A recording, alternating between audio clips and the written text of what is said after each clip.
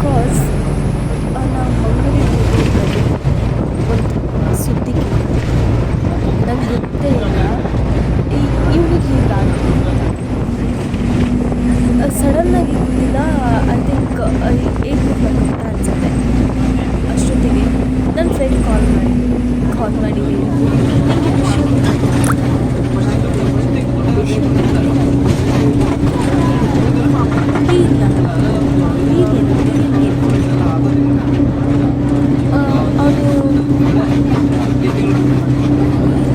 Expired ಆದ ಆ ಬಸ್ಸಲ್ಲಿ ಕೂತ್ಕೊಂಡು ಏನು ಮಾತಾಡಬೇಕು, ನಮ್ಮ ಫೀಲಿಂಗ್ಸ್ನ ಹೇಗೆ ಎಕ್ಸ್ಪ್ರೆಸ್ ಮಾಡಬೇಕು ಅನ್ನೋದು ಗೊತ್ತಾಗಲಿಲ್ಲ. ಈಗ ಅಂದರೆ ಯಾವಾಗ ನಮ್ಮ ಯೂನಿವರ್ಸಿಟಿಲಿ ಕನ್ನಡ ಡಿಪಾರ್ಟ್ಮೆಂಟಲ್ಲಿ ಫಸ್ಟ್ ಇಯರ್ MA ಓದ್ತಾ ಇದ್ದ. ಕಾಂಬಿನೇಷನ್ ಕನ್ನಡ ಇಷ್ಟು ಒಳ್ಳೆ ಹುಡುಗ ಅಂದರೆ ಐ ಥಿಂಕ್ ನನ್ನ ತಮ್ಮಂದಿರ ಲಿಸ್ಟಲ್ಲಿ one of the most favourite person ಅಂದರೆ ಅವನು. ಬೀಗರ್ ಅಂತ ಎವ್ರಿ ಟ್ಯಾಲೆಂಟ್ ಅದನ್ನು ಡ್ಯಾನ್ಸ್ ಆಗಿರ್ಬೋದು, ಅದು ಮಾತಾಡಿರ್ಬೋದು, ಅದನ್ನು ನಡೆ ಹುಡುಗಿ ಎಷ್ಟು ಸಲ ನಾವು ತಲೆ ತಪ್ಪಿಸ್ಕೊಂಡು ನೋಡ್ಕೊಂಡು ಹೋಗ್ತಾ ಇದ್ದೀವಿ. ಆ ಥರ ನಿಲ್ಲಿಸಿ ಅಕ್ಕ ಚೆನ್ನಾಗಿದೆ ಅಂತ ಮಾಡಿದ ನನ್ನ ಜೊತೆ ವಿಡಿಯೋ ಮಾಡಿ ನನ್ನ ಜೊತೆ ಮಾತೇ ಆಗಲ್ಲ ಹಿಂಗೆ ಗೊತ್ತಾಗ್ತಿಲ್ಲ. ಆಗ ಒಂದು ದಿನವೂ ಬೇಸರದಿಂದ ಮಾತಾಡಿದ್ರೆ ಗೊತ್ತಿಲ್ಲ. ಆತ ಮುಂದೆ ಬಿಟ್ಟ ಅಂದರೆ ಇಂಥವ್ರಿಗೂ ಅವ್ರಿಗೆಷ್ಟು ನೋವಾಗಿತ್ತು, ಅನುಭವ ಬಂದಿತ್ತು. ಅಷ್ಟು ನಗಿಸುವಂಥ ಒಂದು ಇಂಥ ಜೀವ ಆತ. ಎಲ್ರಿಗೂ ಆ ಒಂದು ಹಿಸ್ಟ್ರಿನಲ್ಲಿ ಅವ್ನು ಇಂಥ ಬೇಜಾರು ಮಾಡ್ದ ಅಥವಾ ಹರ್ಟ್ ಮಾಡ್ದ, ಇಂಥ ಒಂದು ದೇಶ ಕಟ್ಕೊಂಡಿದ್ದಾನೆ, ಮುಖ ತೆಗೆಸ್ಕೊಂಡಿದ್ದಾನೆ ಮಾತೇ ಇಲ್ಲ. ಅಷ್ಟು ಒಳ್ಳೆ ಹುಡುಗ. ಅದಕ್ಕೆ ಎಲ್ಲ ಇಲ್ಲಿವರೆಗೂ ಹೋದ್ರು ಅಷ್ಟೇ ಒಳ್ಳೆಯ ಹೆಸರನ್ನು ತೊಗೊಂಡಿದ್ದಾನೆ. ಅಷ್ಟೇ ಒಳ್ಳೆ ರೀತಿ ಹೇಳ್ತಾ ಇದ್ದಾನೆ. ಅಣ್ಣ ತಮ್ಮ ಅಕ್ಕ ತಂಗಿ ಅಂದ್ಕೊಂಡೆ ಆ ಬಾಂಧವ್ಯವನ್ನು ಕ್ರಿಯೇಟ್ ಮಾಡ್ತಾರೆ. ಅಷ್ಟು ಒಳ್ಳೆ ಹುಡುಗಕ್ಕೆ ಇಷ್ಟು ಬೇಗ ಇಂಥ ಸಾವು ಬರುತ್ತೆ ಅಂತ ಅಂದ್ಕೊಂಡೇ ಇಲ್ಲ. ಆ್ಯಕ್ಚುಲಿ ಅವ್ರಿಗೆ ಫೇರ್ವೆಲ್ ಪಾರ್ಟಿ ಅಂತ ಶಿವಮೊಗ್ಗಕ್ಕೆ ಹೋಗಿದ್ದು. ಶಿವಮೊಗ್ಗದಲ್ಲಿ ಬೆಳಗಿನ ಜಾವ ಅಷ್ಟೊತ್ತಿಗೆ ಇನ್ನು ಬಾಳೆ ಎಲೆ ತರಲಿಕ್ಕೆ ಹೋಗಿದ್ದಾರೆ. ಅಂತ ಸಮಯದಲ್ಲಿ ಇಂಥ ಮುನ್ಸಿಪಾಲಿಟಿ ಗಾಡಿಯನ್ನು ಸಡನ್ನಾಗಿ ಯೂಟರ್ನ್ ತಗೊಂಡು ತಕ್ಷಣ ಈತ ಒಂದು 80 ಕಿಲೋಮೀಟರ್ಸ್ ಸ್ಪೀಡಲ್ಲಿದೆ. ಆತ ಮಾಡಿದ ತಪ್ಪೇನು ಗೊತ್ತಾ? ಹೆಲ್ಮೆಟ್ ವೇರ್ ಮಾಡಿಲ್ಲ.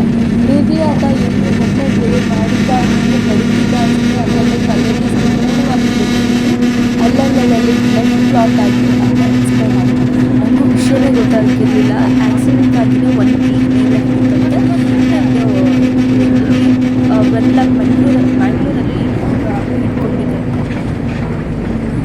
ಸೊ ಅವನ ಜೊತೆ ಹಿಂದೆ ಕೂತಿದ್ದ ಹುಡುಗ ಬಚಾವಾಗಿದ್ದಾನೆ. ಬಿಕಾಸ್ ಬೆನ್ನಿಗೆ ಬ್ಯಾಗ್ ಹಾಕಿದ್ದಾನೆ. ಬ್ಯಾಗ್ ಸಡನ್ನಾಗಿ ಬಿದ್ದಿರೋ ಹೊಡೆತಕ್ಕೆ ತಲೆಗೆ ಪೆಟ್ಟು ಬೀಳಲಿಕ್ಕೆ ಬಿಟ್ಟಿಲ್ಲ. ಆ ರೀತಿ ಅವ್ನು ನಿಜವಾಗ್ಲೂ ಹೆಲ್ಮೆಟ್ ಹಾಕಿದ್ರೆ ಬದುಕ್ಬಿಡ್ತಿದ್ದ. ಈಗ ತಪ್ಪು ಮುನ್ಸಿಪಾಲಿಟಿ ಗಾಡಿಯವರು ಅಂತ ಹೇಳಬೇಕಾ ಅಥವಾ ಮುಂದು ಅಂತ ಹೇಳಬೇಕಾ ಗೊತ್ತಾಗ್ತಿಲ್ಲ. ಎಂಥ ಒಳ್ಳೆ ಹುಡುಗ. ಅವ್ನಿಗೆ ಇಷ್ಟು ಬೇಗ ಇಂಥ ಸಾವು ಇಷ್ಟು ಕೆಟ್ಟದಾಗಿ ಬರುತ್ತೆ ಅಂತ ಅಂದ್ಕೊಳ್ಳೇ ಇಲ್ಲ.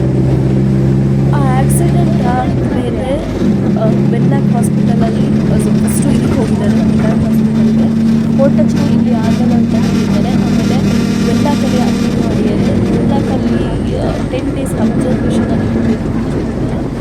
10 days ಅಬ್ಸರ್ವೇಷನ್ ಸ್ಟಾರ್ಟ್ ಆಯಿತು. ಆ್ಯಂಡ್ ಸಾಯೋ ಹಿಂದಿನ ದಿನ ಸಮೇತ ಅವರು ಸ್ವಲ್ಪ ಆ್ಯಕ್ಟಿವ್ ಆಗಿ ಮಾತಾಡ್ಕೊಂಡು ಇದಕ್ಕೆಲ್ಲ ಆರಂಭ ಮಾಡಿದ್ರು. ಸೊ ಎಲ್ಲೂ ಹೇಳ್ಕೊಂಡಿದ್ದಾರೆ, ಆರಾಮಾಗಿ ಹೇಳ್ಕೊಂಡಿದ್ದಾರೆ.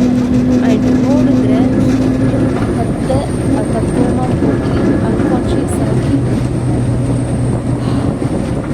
ನೆಕ್ಸ್ಟ್ ಮಾರ್ನಿಂಗ್ ಒಂದು 5:30 ಅಷ್ಟೊತ್ತಿಗೆ ಎಕ್ಸ್ಪೈರ್ ಅರ್ಪಿಸ್ಕೊಳ್ಳೋಕೆ ಸಿಕ್ಕಾಗುತ್ತೆ ಕಷ್ಟ ಆಯಿತು. ಆದರೆ ಒಂದು ಕ್ಷಣ ಆ ವಿಚಾರ ಕೇಳ್ತಿದ್ದಂಗೆ ಅಕ್ಕ ಅಂದ್ಕೊಂಡು ಮಾತಾಡ್ತಾ ಇದ್ದಿದ್ದು ಕಥೆ ಆಗಿರ್ಬೋದು. ಅದೆಲ್ಲ ಕಣ್ಣುಂಟು ರಪ್ಪ ಪಾಸ್ ಆಯಿತು. ಅವ್ನು ಇಲ್ಲ ಅನ್ನೋದನ್ನ ಇಮ್ಯಾಜಿನ್ ಕೂಡ ಮಾಡ್ಕೊಳಕ್ಕಾಗಿಲ್ಲ. ಆ ಇಮ್ಯಾಜಿನ್ ಮಾಡ್ಕೊಂಡಿದ್ದಂದರೆ ನಾನು ಬಸ್ಸಲ್ಲಿ ಟ್ರಾವೆಲ್ ಮಾಡಲಿಕ್ಕೆ ಆಗ್ತಿರಲಿಲ್ಲ. ನನಗೆ ಆಗುತ್ತೆ ಹತ್ತತ್ರ ಹೋಗ್ತಾ ಇದ್ದಿದ್ದು ನಾನು ಇಲ್ಲ ಬದುಕೇ ಇದ್ದಾನೆ ಅಂತ ನನ್ನ ತಲೆಯಲ್ಲಿ ಫಿಕ್ಸ್ ಆಗಿಬಿಟ್ಟು ಅವನ ಬಗ್ಗೆ ಯೋಚನೆ ಮಾಡೋದೇ ಬಿಟ್ಬಿಟ್ಟೆ. ಯಾಕೆ ಇಷ್ಟು ಬೇಗ ಇಷ್ಟು ಒಳ್ಳೆಯವ್ರಿಗೆ ಇಂಥ ಪರಿಸ್ಥಿತಿನ ತಂದು ಆ ಜೀವನಗಳನ್ನು ತೆಗಿತಾ ಹೋಗ್ತಾನೆ ದೇವರು ಅನ್ನೋದೇ ಅರ್ಥ ಆಗಲ್ಲ. ಅಷ್ಟು ಒಳ್ಳೆ ಹುಡುಗಕ್ಕೆ ಇಂಥ ಸಾವು ಬರುತ್ತೆ ಅಂತ ಅಂದ್ಕೊಂಡಿಲ್ಲ. ಆ್ಯಂಡ್ ಅವರ ಡಿಪಾರ್ಟ್ಮೆಂಟಲ್ಲಿ ಏನು ಫೇರ್ವೆಲ್ ಪಾರ್ಟಿನ ಆರ್ಗನೈಸ್ ಮಾಡಿದ್ರು ಅದನ್ನು ಈತ ಹುಷಾರಾದ್ಮೇಲೆ ಮಾಡೋಣ ಅಂತ ಕ್ಯಾನ್ಸಲ್ ಕೂಡ ಮಾಡಿದ್ರು. ಆ್ಯಂಡ್ ಫೇರ್ವೆಲ್ ಪಾರ್ಟಿ ಕೂಡ ಮಾಡಲಿಕ್ಕೆ ಹೋಗಿಲ್ಲ ಬಿಕಾಸ್ ಆಕ್ಸಿಡೆಂಟ್ ಆಗಿ ಅಡ್ಮಿಟ್ ಆಗಿದ್ದ. ನಿಜವಾಗ್ಲೂ ಆತ ಯಾವ ರೀತಿಗೆ ಜನನ ಸಂಪಾದನೆ ಮಾಡಿದ್ದಾನೆ ಅನ್ನೋದನ್ನು ನೋಡೋದಾದರೆ ಆತನ ಮನೆಯಲ್ಲಿ ನಡೆದಂತಹ ಶವ ಸಂಸ್ಕಾರಕ್ಕೆ ಆಗಮಿಸಿದ ಜನಗಳನ್ನು ನೋಡಿದ್ರೆ ಅಷ್ಟು ಜನ ಸಾಗರ, ಅಷ್ಟು ಪ್ರೀತಿ ವಿಶ್ವಾಸವನ್ನು ಬೆಳೆಸಿದಂತ ಎಲ್ಲಿಂದೆಲ್ಲಿವರೆಗೂ ವೀರ್ಯ ವೀರ್ಯ ವೀರ್ಯ ಅನ್ನೋ ಸ್ಟೇಟಸ್, ಎಲ್ಲಿಂದ ಎಲ್ಲಿವರೆಗೂ ಹೋದ್ರು ವೀರ್ಯ ಅನ್ನೋ ಸ್ಟೋರೀಸ್, ಎಲ್ಲಿಂದೆಲ್ಲಿಗೆ ಹೋದ್ರು ವೀರ್ಯ ವೀರ್ಯ ಅಂದ್ರೆ ಅವನು ಒಂದು ಪ್ರೀತಿ ವಿಶ್ವಾಸ ನಂಬಿಕೆ ಗೌರವ, ವೀರ್ಯ ಅಂದ್ರೆ ಅಷ್ಟೇ.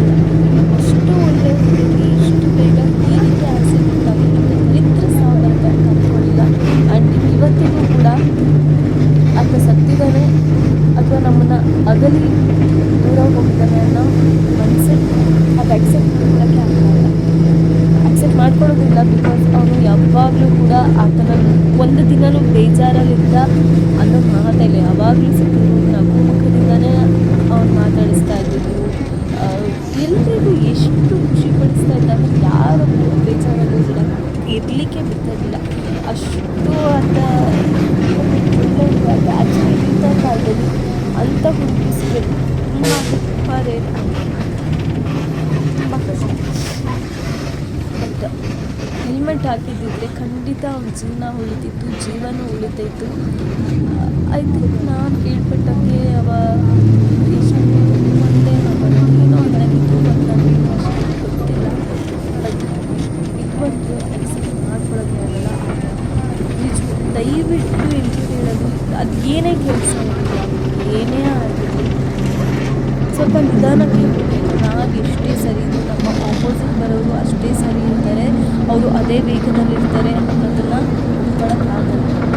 ಆದಷ್ಟು ಹೆಲ್ಮೆಟ್ನ ವೇರ್ ಮಾಡಿ. ಇವತ್ತು ನಿಜವಾಗ್ಲೂ ಏನಾದರೂ ಹೆಲ್ಮೆಟ್ ಇತ್ತು ಖಂಡಿತ ಬದುಕೋನವ್ರಿಗೆ. ಯಾಕಂದರೆ ಆ ಥರ ಆ್ಯಕ್ಸಿಡೆಂಟ್ ಆದ ತಕ್ಷಣ ಅವ್ನಿಗೆ ಆಗಿದ್ದೆ ಬಿದ್ದಿದ್ದೆ ಪೆಟ್ಟು ತಲೆಗೆ, ಅಲ್ಲಲ್ಲಿ ಬ್ಲಡ್ ಕ್ಲಾಟ್ ಆಗಿ ಅದರಿಂದನೇ ಜೀವ ಎಷ್ಟು ಸ್ಪೀಡನ್ನು ಆದಷ್ಟು ಅವಾಯ್ಡ್ ಮಾಡಿ. ಯಾಕಂದರೆ ನಿಮಗೆ ಕುಟುಂಬದಲ್ಲಿ ಸಾವಿರಾರು ಖರ್ಚುಗಳು ಎಷ್ಟು ಕುಟುಂಬಗಳಿರ್ತವೆ. ಅದಕ್ಕೆ ದಯವಿಟ್ಟು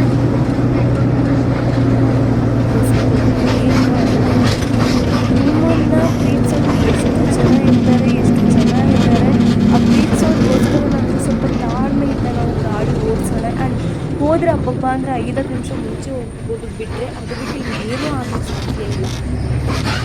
ಆದಷ್ಟು ಗಾಡಿನ ನಿಧಾನವಾಗಿ ಹಾಕಿ. ದಯವಿಟ್ಟು ಯಾರು ಕೂಡ ಗಾಡಿನ ಸ್ಪೀಡಾಗಿ ಓಡಿಸಿ ನಿಮ್ಮ ಫ್ಯಾಮಿಲಿಗೆ ನೀವು ಆಧಾರ ಆಗಿರೋದನ್ನು ಬಿಡಿ. ಬಟ್ ಇವತ್ತು ಅವನ್ನೆಲ್ಲ ನನಗೆ ಅಕ್ಸೆಪ್ಟ್ ಮಾಡ್ಕೊಳ್ಳೋಕ್ಕಾಗಿಲ್ಲ. ಆ್ಯಂಡ್ ಟ್ರಾವೆಲ್ ತುಂಬ ಅದೇ ತುಂಬಿಕೊಂಡು ಟ್ರಾವೆಲ್ ಮಾಡೋದು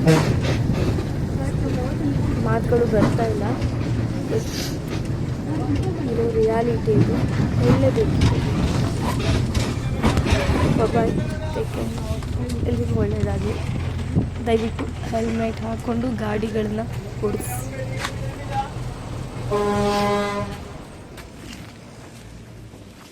ಈಗ ಟೈಮ್ ಇದೆ ನೋಡಿ.